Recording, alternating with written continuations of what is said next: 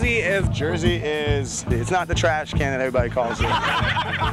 Jersey is my home.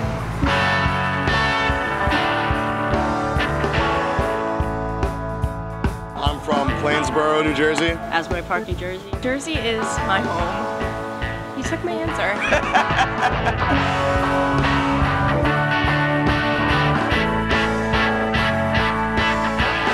Mattawa, New Jersey.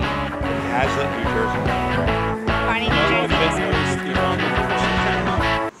If you could look into the camera and tell us your name and where you're from. This is New Jersey.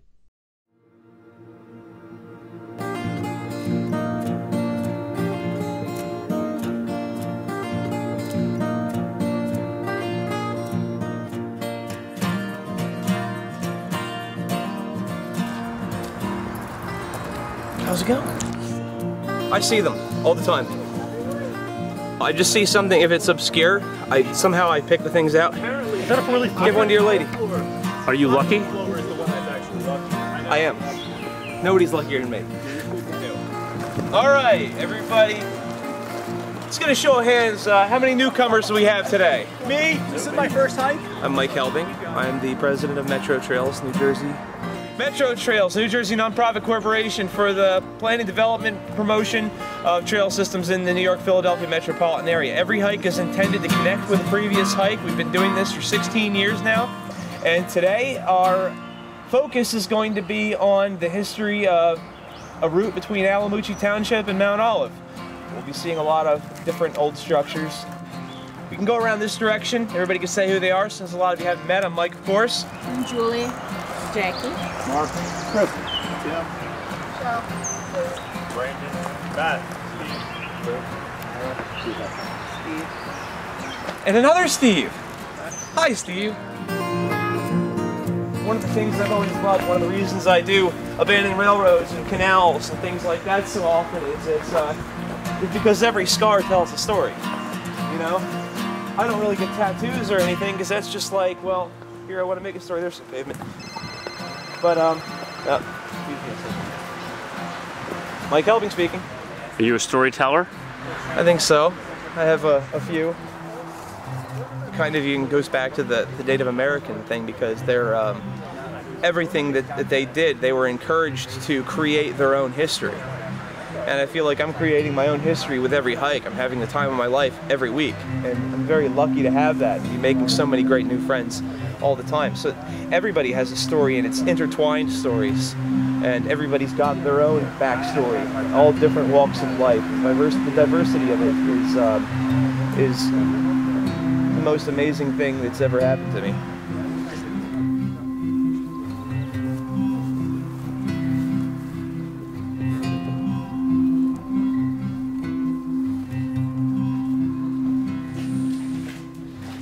The first time I ever came in here, we still had curtains in the windows that blew in the breeze, and it was really extra eerie.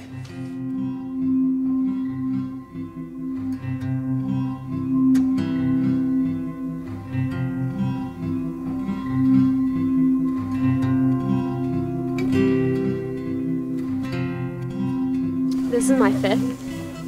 The first one I went to was Easton, Pennsylvania, in Phillipsburg. The second one was in Delaware. And then we went to the Gunks, which was my favorite. Why? It's really high views. It was the longest hike. It was probably 22 miles. And there's like a lot of fun things, like abandoned houses and stuff. How'd you find out about Mike? Meetup.com. Yep. Because I used to hike a lot with my ex-boyfriend, and I wanted more people to hike with. So there's tons of people here that love hiking, and it's fun.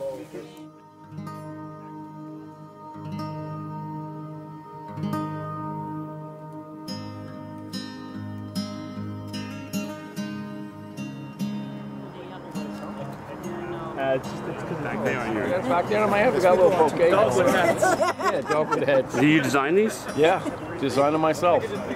Created by Norman Florist. Yes.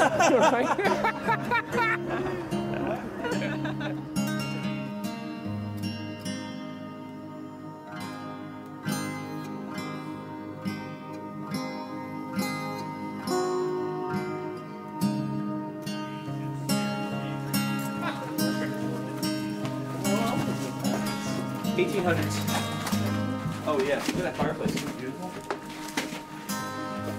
Yeah, I would say vacuum cleaner. between 1850 and 1880 this was built.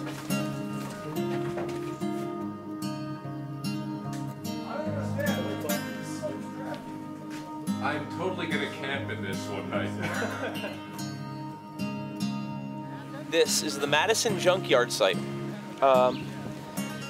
I discovered this on a hike by myself.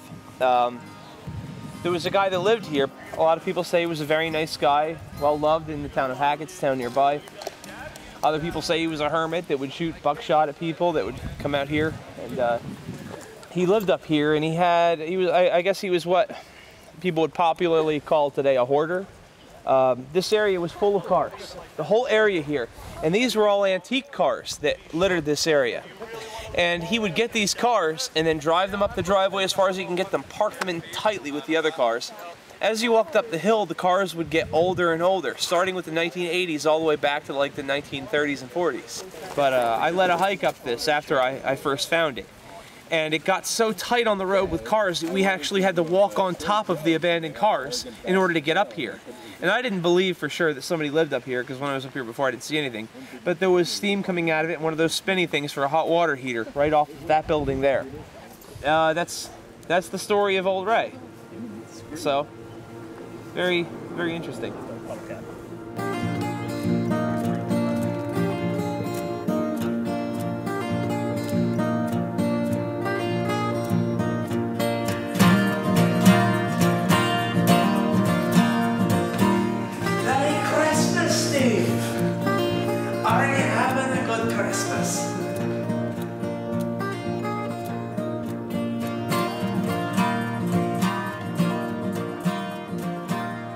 Welcome to my lair.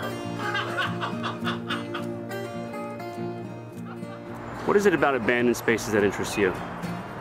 There's so much to tell from every little scar, the way nature comes in to reclaim it. And every building, sometimes it's revitalized and brought back in the name of history. Sometimes nature forgets it, you know, history forgets it and tries to pretend like it's not there.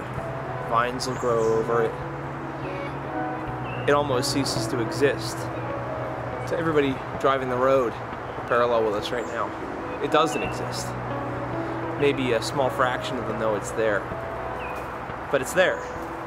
And if you take a walk like we do, you see it and you start to ask more questions. And some of the questions get answered, some of them don't. More questions always come up as a result of what we're exploring.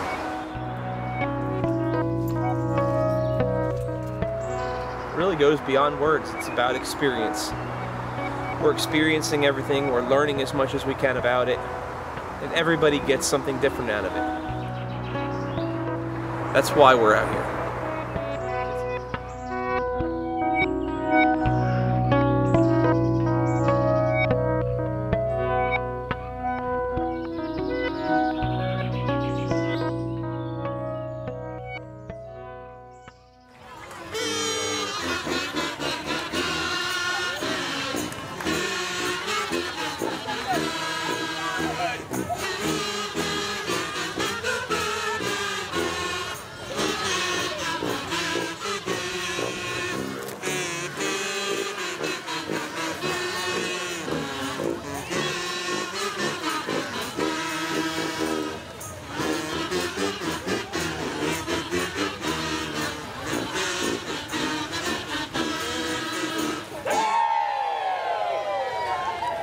I'm Heather McLaughlin, and I'm from Ocean Grove, New Jersey. Ocean Grove is 1 mile square. It's part of Neptune, New Jersey. It's a town that was originally founded by the Methodist Church over 100 years ago. Every year they do a 4th of July parade that is pretty epic. Marching bands come from Pennsylvania. Hundreds and hundreds of people line up to watch the parade. It's been a tradition for a really, really long time. And 9 years ago, almost 10 years ago, I just thought there should be a kazoo band in a parade that was this cute, in a town that was this cute. Why? kazoo bands are whimsical and charming, and the best part about them is anyone can be in them. You don't need to be an expert at anything except walking and smiling, and you don't even really have to play the kazoo that well. What is your name, sir? My name is Bob. Bob, why do you kazoo? Oh, I've always wanted a kazoo forever. It's the only instrument I can play. And nothing is more American than a red, white, and blue and kazoo.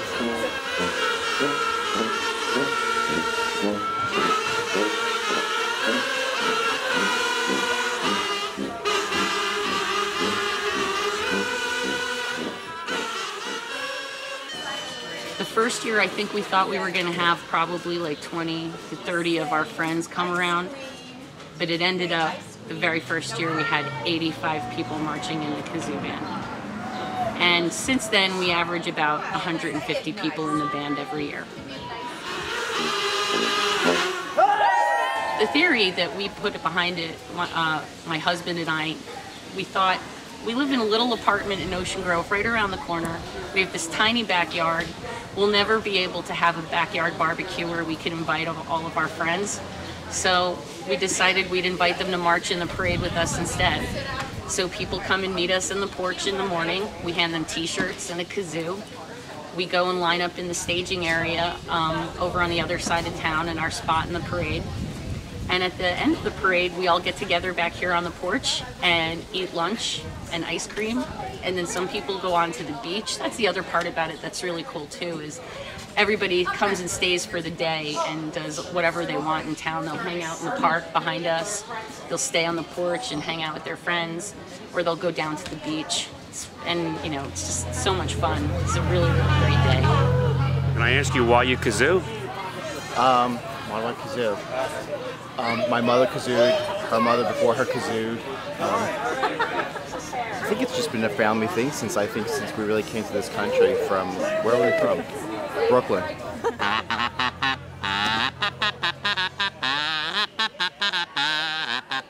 You know, I'm thinking, as long as I can blow, as long as my lips are up for it, I think I've got the lung power to last a while. You know, I don't foresee this ending anytime soon. And, you know, they're gonna have to pull me off the street really and bury me before I give this up. Really, I think. People over the years have made this their own family tradition. Their friends will come in from out of town to visit them for the week, and one of the things they do is come to our parade. Or other friends of mine plan their family vacations around being here to do the parade. They'll leave and go, you know, out of town with their family, you know, the day after. Other people will have even told me that they've made decisions about when to send their kids to summer camp so that they can be there to be in the parade.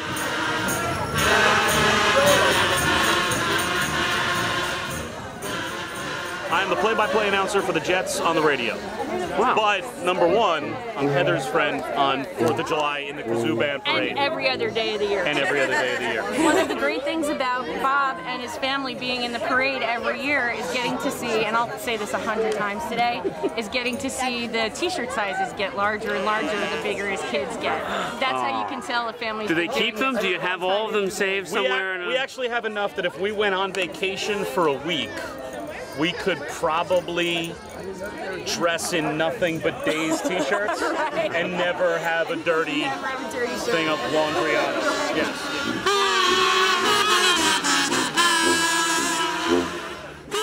I kazoo because this is the weirdest thing I could possibly find to do on 4th of July, and I'm the weirdest person I could possibly know, so it works. I kazoo everything, man. I kazoo ween. I kazoo all day long, man. I kazoo in my sleep. You can't take life too seriously, and this is just too much fun to pass up. How could you say no to kazooing in a parade with 100 people? I just think it's awesome.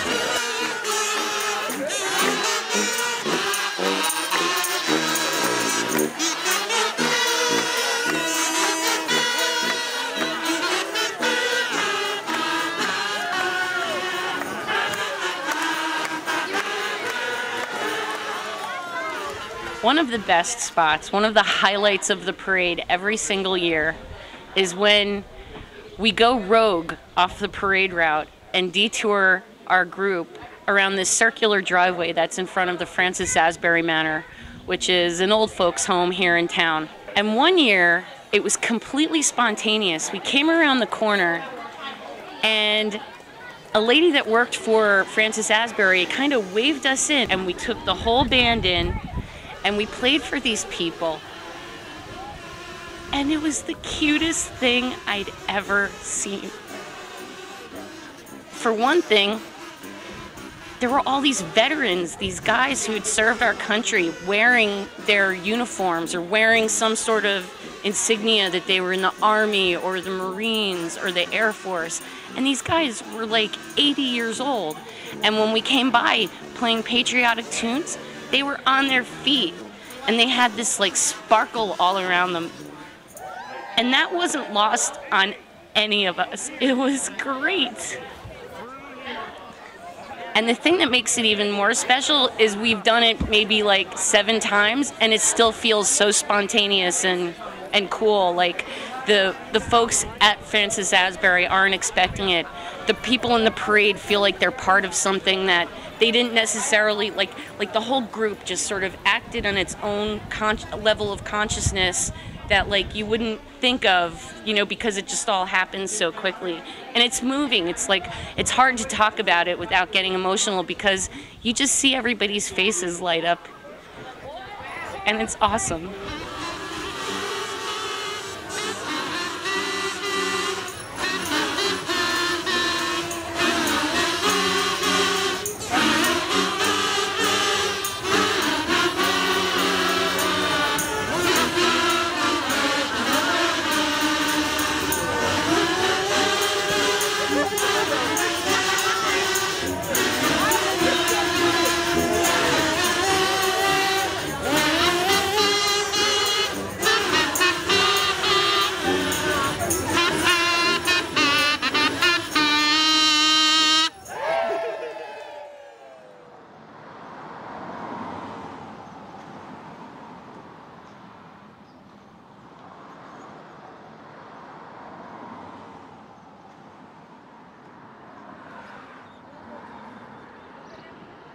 I think my best items are the dishes, and well, I really like these bowls. I especially like this one because this belonged to a mixer that broke, and I used this bowl a lot. And actually, you know what? If I don't sell it, I'm gonna take it.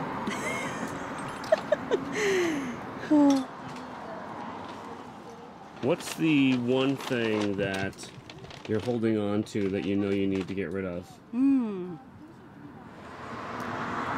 My sense of security, my independence, the part of me that's feral, the wild part of me. You know, because this move involves living with someone else. So, you know, in living with someone else, I feel that I'm going to need to weigh my actions with how it's going to affect someone else, which is really, I don't know if I really remember what that's like, so I'm going to have to focus on that, and I really want to be good at that. I want to be good at considering my partner in the decisions that I make that will affect him. And I haven't had to do that for a very long time. I've been, well, I've lived here 26 years, and for the last 19 years I've lived alone. So for 19 years I've just done whatever I want, whenever I want.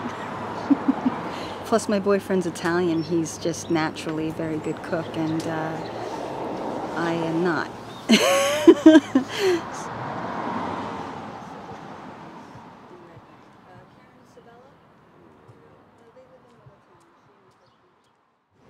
This is the old place where I used to live until a week ago. Floor 2 of 151 Bridge Avenue. And I moved in here in, well, late May of 1988. So my lease was officially from June 1st, 1988 to May 31st, 2014. This is your first time back to the space after you've moved out? Yep. I have known other people who've lived in one place for many, many years, and then, you know, talked to them while they were making their move and going someplace else. And it just didn't really occur to me that even when you are going someplace that's going to be wonderful, it's still sad to leave home.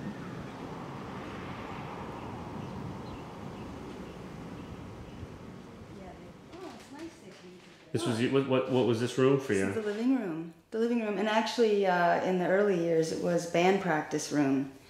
My band used to practice in here. The drum kit would go over there in the corner, and the lead guitarist would be here. I'd be there by the door. The rhythm guitarist would be over here. It's just it's difficult because you know, for me, I still feel like I need to go home now. Like every you know, day for the past week, I've at a certain point in the day I feel like, okay, well, you know, I've tidied up here and I got to get ready to go home now. And then I remember I'm already home. The reality of things is that everything is on loan from the planet. So you never really own anything. And certainly, having been a renter for 26 years, I always knew that I didn't own this place, but still it was my home. And you know, but it's all on loan from the planet. Everything, even the body that. You know, carries my spirit around. That's all borrowed from the planet. And so when you die, it's like you're moving out of your space. Yeah. This is a decent color. Look at this closet. Isn't that awesome? And also, something that's really nice for me is that I'm not alone anymore, which is nice, you know. And not only am I not alone, but I have a really lovely partner who, you know, is just as happy as I am to have somebody really good, you know. So I would not be making this move if it weren't for him, because he is that special. And, you know, I don't want him to think that my tears mean that I regret moving, that I wished I had stayed in my apartment, because that's not it at all. That's not it. I don't feel like I made a mistake or anything, but I think it's going to take me a while to not be sad about it anymore. I used to go out on the roof a lot. At night especially, sit out here. I had a little set of steps to go out on the roof. And so I would sit out on the roof and see that pear tree? In springtime, that tree will be white with blossoms, and then one day they'll just start falling and it'll look like a parade has gone through. It'll be like all this confetti on the car, and then the pears come in and the raccoons come to eat them, the squirrels, the groundhogs, the possums. Everybody eats. And the tree produces a lot of pears. That's a pretty tall tree for a pear tree. But that's probably the most special feature about this house, is that pear tree.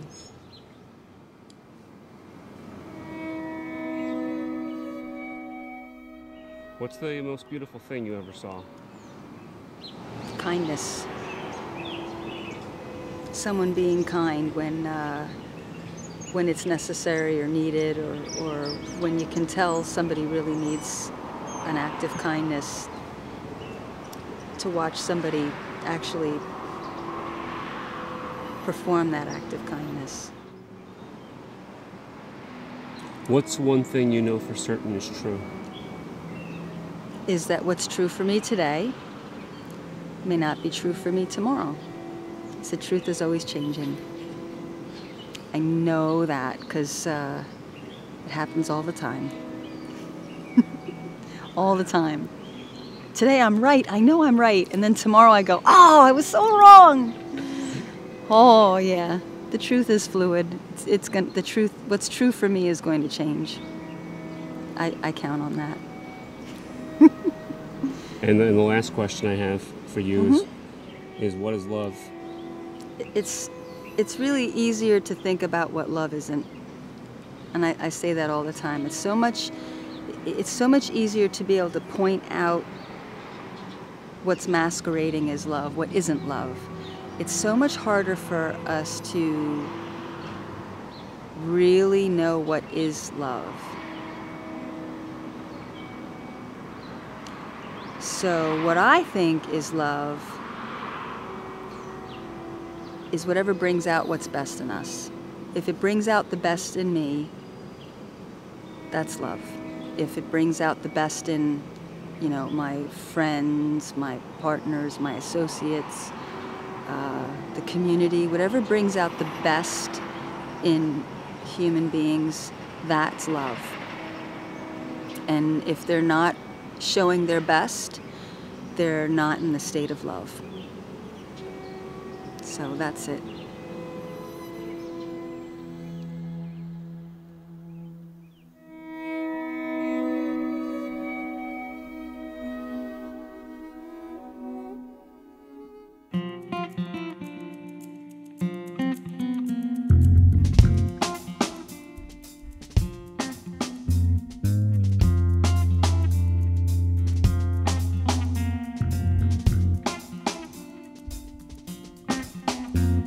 We are exactly what you see, bruised and scraped up knees. Still we find our way. Some come as quickly as they go. Some choose their own roads. Still they find their way. And God knows how hard it is to lose. Pray to whichever one you choose, that you will find your way. Now we find our way. Now we find our way. Now we find our way. Now we find our way. Now we find our way.